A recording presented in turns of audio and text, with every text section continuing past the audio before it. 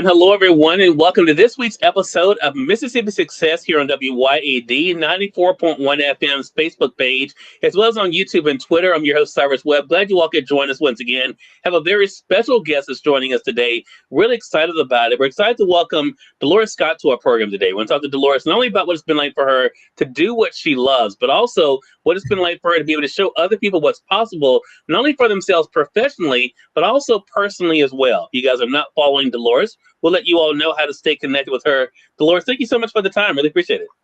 Thank you for having me. I appreciate you.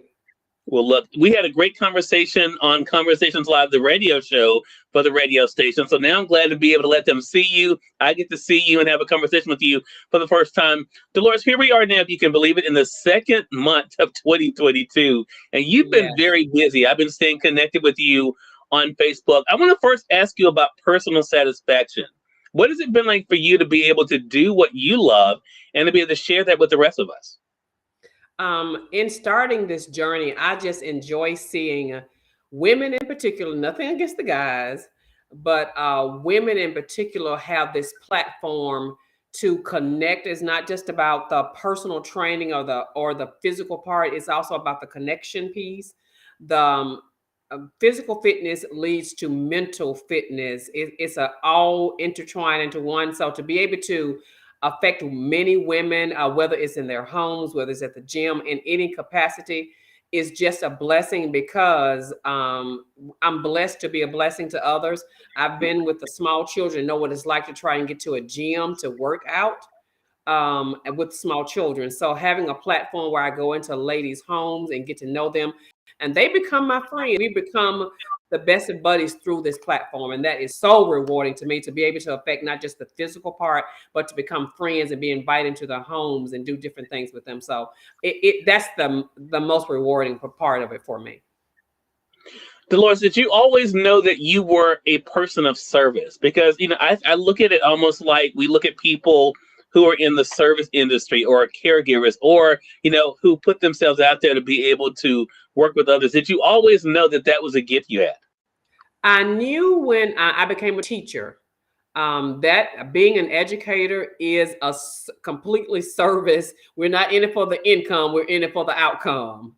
So doing that and having that platform and this personal training just kind of wove itself into what I do naturally. I'm just naturally a people person. I guess it came from being one of 10 in a family, one of 10 children in a family, and learning how to support each other, be there for each other. And my mom was raised by a single parent.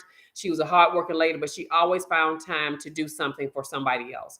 So I think that's not just in my DNA, but she cultivated and developed that into me wanting to make sure that there was a platform. Hey, Toya, that I had a platform to help other people. Yeah. And I was just going to say, your fans are already coming in. And I think that is the big thing there, I think, Deloris, for all of us to realize. I think, a lot of times people feel, limited from where they come from. I hear it all the time, or from what they've seen around them. I want to talk about that because you are not only pursuing your own goals, you are able to provide a service. You've been a person who's been able to motivate and inspire others. Could you have imagined, though, when you started, that this would be the way that things would turn out for you? Never thought it would happen this way. When I started in education, both areas of service, not just my professional job as an educator, as well as my role as a personal trainer, being an educator was just a mode that I'll be honest that I want to use because I had children. It would be easy for me to deal with my children being in the education realm. And now when I look back 28 years ago, I am now seeing my former students be teachers, be individuals, be doctors, lawyers, so many different capacities and realms, that NFL football players that I know that I had an impact on. And that to me, I never would imagine. I end up being an educator on a dare from a cousin who said you can't take and pass the NTE. And became an educator and said, yes, can. I took it and said, well, maybe later I'll be an educator. And the way I got into this job, I went and just to put in an application, just so they would have my scores at the school. And I got there and a lady I knew, Miss Mildred Brown. I don't mind calling her name. Asked me, "What are you doing here?" I said, "Well, I just came to drop my application off." And she said, "Well, can you teach math?" I said, "I can't teach anything because I've never taught in my life. I can't teach anything." And she said, "Well, go to the Yazoo City Junior High School and tell Miss Rebecca Turner that I sent you." I went there just to say okay, and I went and I said, and I told Miss Rebecca Turner, who's Miss Rebecca Turner Berry now, who when I got there, I said, Miss Mildred Brown just sent me. I'm not quite sure why she sent me, but I just came to, let you know that I have passed the NTE. And our conversation from that point said, okay, great. Here's your teacher's edition. Here's your grade book. And I was like, no. I didn't come for a job. I have a job. And she said, okay, you can't start today. Well, can you start Monday? It was a Wednesday. I'll never forget it. And I went home and I prayed. And I had some discussion with family members about it. And I said, God, is this what you want me to do? That was 28 years ago. Wow. And I'm still here. I'm retiring this year. I have to admit, I'm retiring this year after 28 years. But that's to pursue other realms that I really want to be instrumental in my personal training. Personal training came into my life just because I was a woman who was diagnosed with a heart condition at 30 years old and knew I needed to do something. I needed to make a change in my life. And I said, if I lose 10 pounds, that's fine. It was a struggle. I hated it. Then 10 pounds turned into 20. And before I was at the gym when I didn't feel like it. And a lady I was going to aerobics class one time. She could not come to class. She said, Deloris, will you teach for me? I said, I don't know. I don't know how to teach a class. She said, well, just do what you do naturally. And I wasn't certified at the time. I just said, okay. And they loved it. And I was like, okay, so maybe I can do this. And I did it some more times, when it got certified personal trainer. And that was 20 years ago. And had to go through it again because life happened and I let it lag. And then just recently, as a matter of fact, last week, I also became a certified nutritionist. Wow. Yeah, so this realm of affecting, and it's the women, the relationships that I build is outstanding. That's when I have a client that will say that I just want to call this to let you know this is going on in my life, not just their training life, but their personal life. I know their children, I know their families. I've sit at their tables and had a conversation. We've cried together, we've laughed together, we've talked together. So it's more than just the personal training for me. It's impacting people. And I never thought I would be at this point. Never. I just thought I was getting fit for myself. Wasn't thinking about anybody else. I was being selfish. I was getting fit for myself. And it has morphed into this personal training that I love. I just left a personal training right before I got on here, as a matter of fact. It's morphed into this for me. Dolores, a couple of things you mentioned there I want to go back on because I think it's an interesting thing and it says a lot about you that not everyone does. You seem to be a person not afraid to say yes. You did it when it came to teaching. You did it when it came to now what you're doing with personal training. What made you be that person? Because we both know a lot of people who say no to opportunities. I've said no to opportunities myself because I think, you know what, no, I'm not the right person for that. I'm not qualified for that. Or, maybe you should get somebody else or look at this person. What made you be a person that willing to say yes, even if you would have to figure something out? Divine intervention. I've always prayed about situations before I stepped out on them. And even when I wasn't sure, it seemed like God just dropped into my lap and said, Dolores, that this is your way to motivate people to be a part of things that you didn't think you were called to do. And I heard a preacher years ago that say, God does not call the qualified, he qualifies the called. And that's the realm that I am. A lot of things I never thought I would do. God has put me in positions and I'm blessed beyond anything I could possibly imagine. And I look back at my mom with 10 children and this little bitty nappy-headed 10th child was the baby of the family, but just always had to kind of find my own niche in the family. And that turned into me doing what I do because there's a niche that as I'm led by God, I do things. I have said some no's to things, but those things that God leads and guides and directs me to do, I can't help but say yes. Mm. And that's the thing. And I think we need to know more of that. I think is possible. So I'll have to ask you this. This show is called Mississippi Success, Deloris. And one of the things the reason why we started this show is because I wanted people to know. For one, there are a lot of great things. We don't always get the credit and it doesn't always make the paper and get the attention. The great things that are happening in Mississippi. The people like yourself who are in Mississippi. But I also wanted to encourage other people to not let where they come from to define them, right? Did you ever look at being from Mississippi as a limitation or a liability? I did. I grew up in um, Lexington, Mississippi, small town, Holmes County, small town, low socioeconomic status. Just a lot of, I did not realize how poor I was, to be honest with you. Hmm. My mama was a hard working lady. Oh my God. My mama was hard working in the sense she would leave home at 2 o'clock in the morning, go to work, and not come back until 6 o'clock at night. Wow. But she received very limited education, but she demanded from me excellence in education. She demanded it, whether it was with the belt, the switch, or what have you. Hmm. She demanded that I be more than what she was. And she did it the best way she knew how at the time. Sometimes when I reflected back, I thought, why am I in this little bitty small town?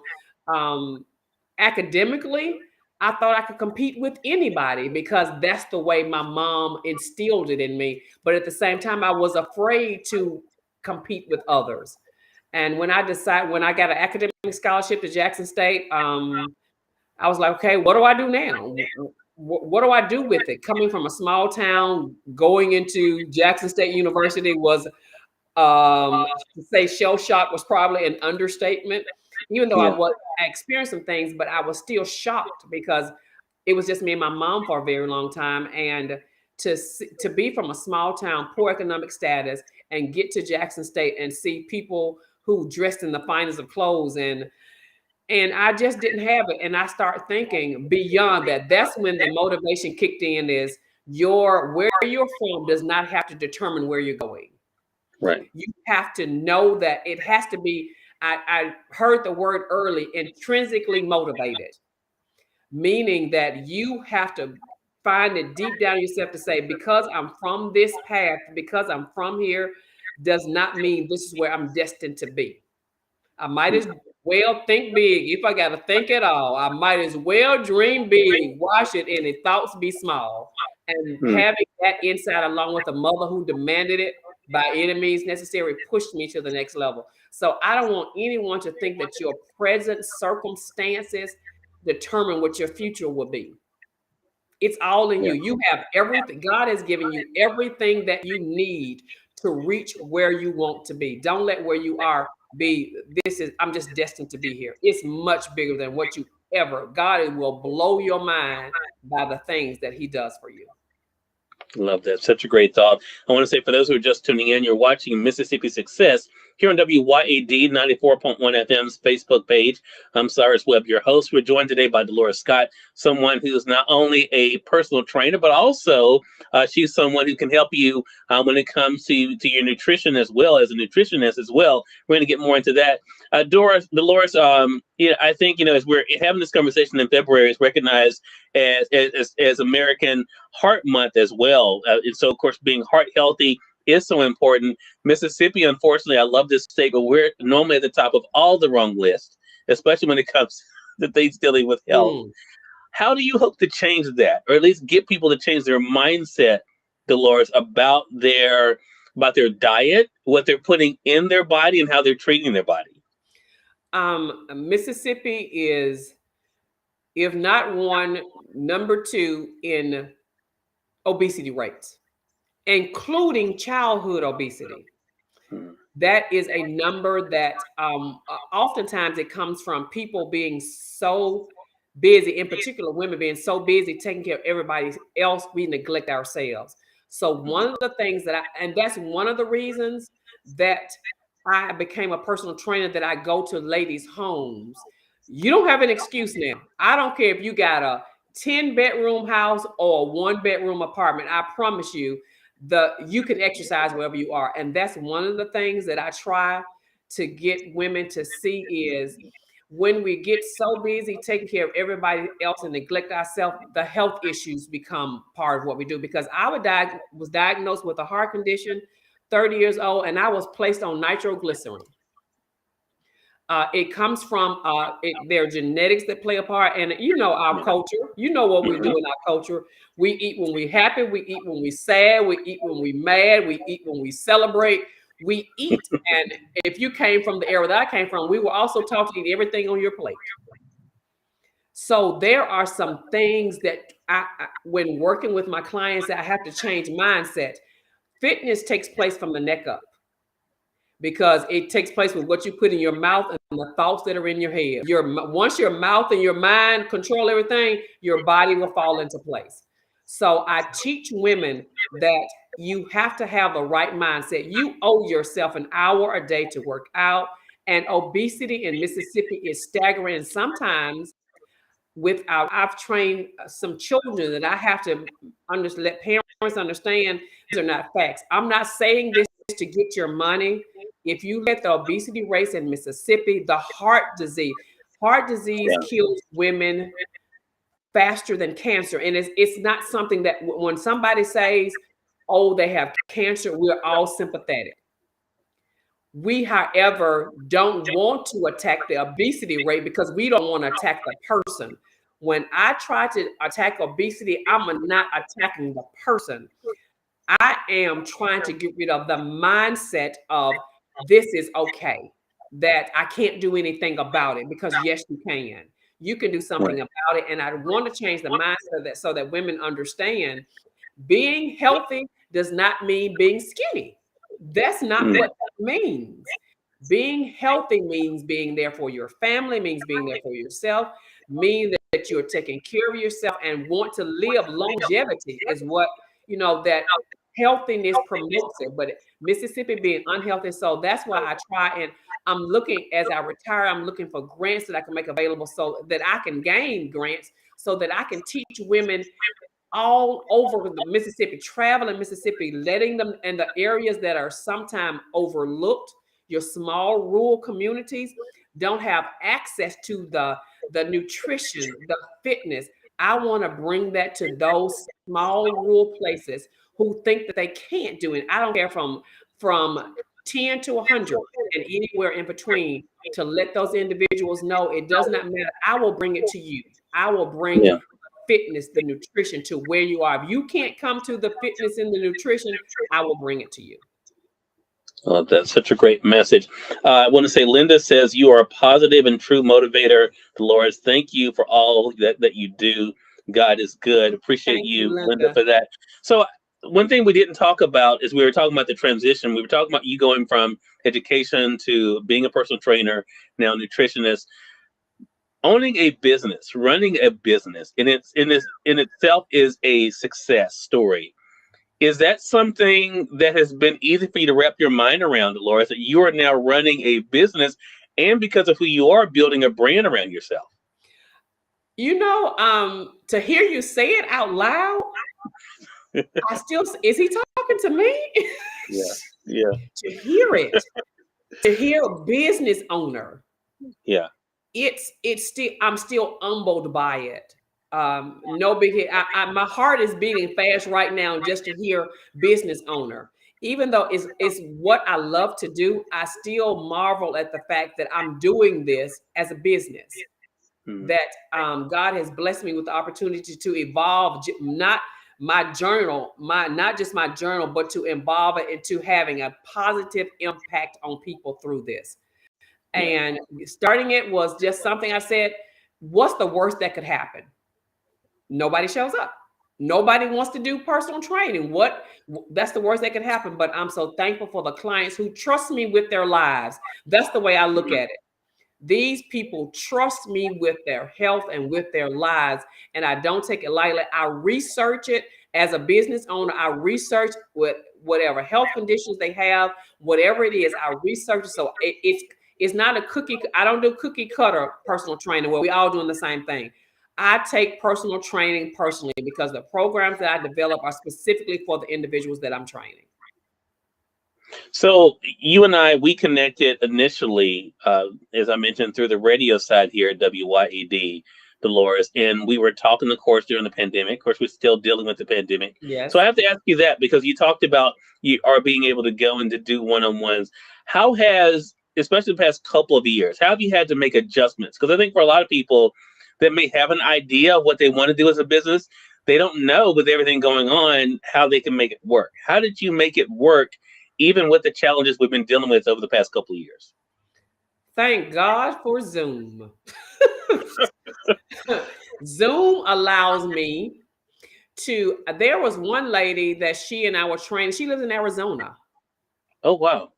So the technology, and technology, when it's good, it's good. Technology allowed me to personal train women right in their homes, thousands of miles away, sometimes not even thousands, sometimes within a 10-20 mile radius. But because of the pandemic and the safety concerns, I did everything through technology. All they needed was a computer. Sometimes it would work, sometimes it wouldn't, but all they needed was a computer, and they could bring me right into their homes.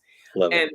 what I love about being in homes, whether it's in person or virtually, is because you don't have to stop doing what you do. If you have dinner on while I'm there, keep dinner on. You don't have to worry, but we're right there. I have babysat while personal training. I have trained and rocked babies to sleep.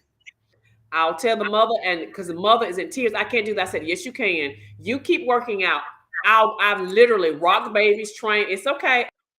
I got babies will go to training, and women will say, you don't know what that means to me. The fact that you were willing to go to this level and say, listen, I'm still going to train you. So it's hard. I tell them, I know when I know where you live, it's hard to get rid of me. I know where Love you it. live now.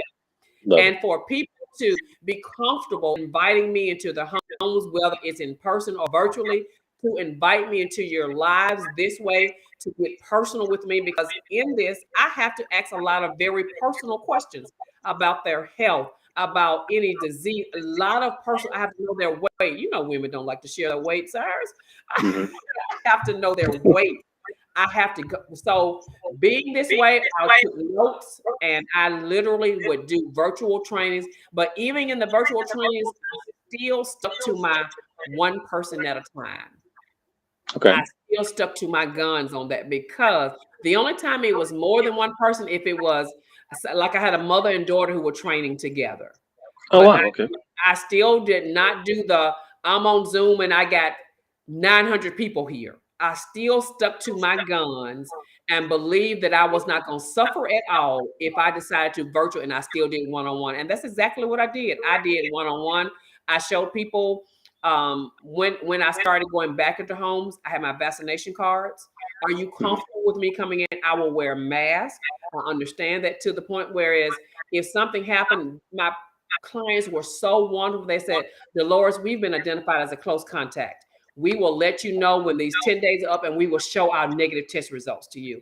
I appreciate that, because they were not only concerned about their health, they were concerned about my health as well. So Yeah. virtually, I worked, and when they were ready for me to come back into their homes, I said, God, I know you're going to protect me. And I went back into homes. Mm. So that brings up this question. Now that you're now working not only as a personal trainer, Deloris, you're also dealing with the nutrition aspect. What are you looking forward to as we go throughout the rest of this year? I'm looking forward to really utilizing my nutritionist certification.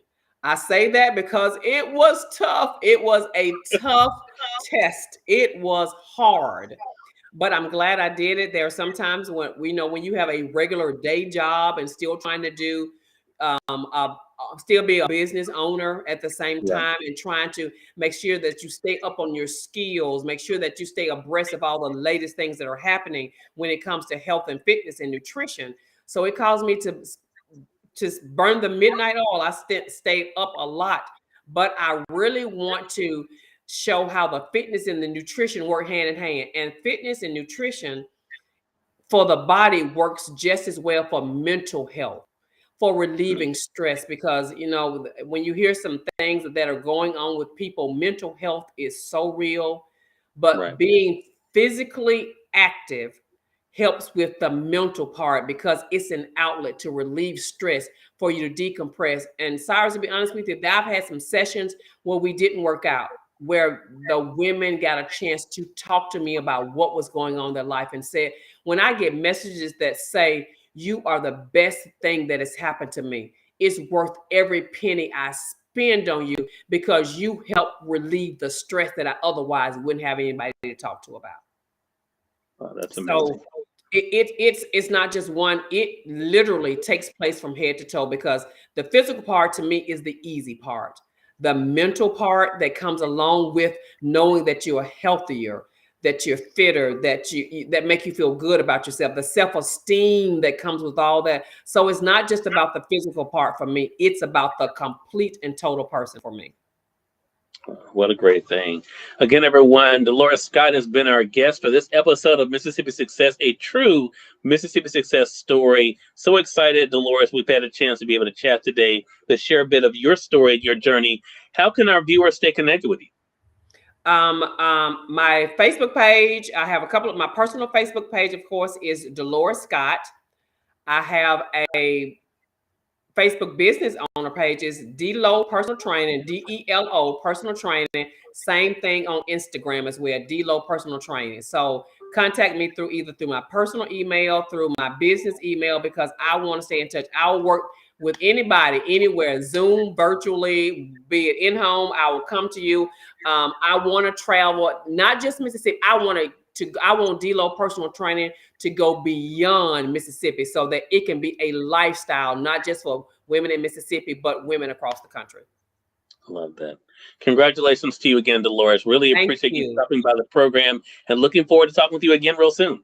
Thank you so much, Cyrus. I appreciate you. And again, I say thank you for this platform. I really do appreciate you for doing this. We appreciate you as well. And we thank your audience for tuning in to this episode of Mississippi Success. Until next week, I'm Cyrus Webb saying you all make it a great one. We'll talk to you soon. Take care.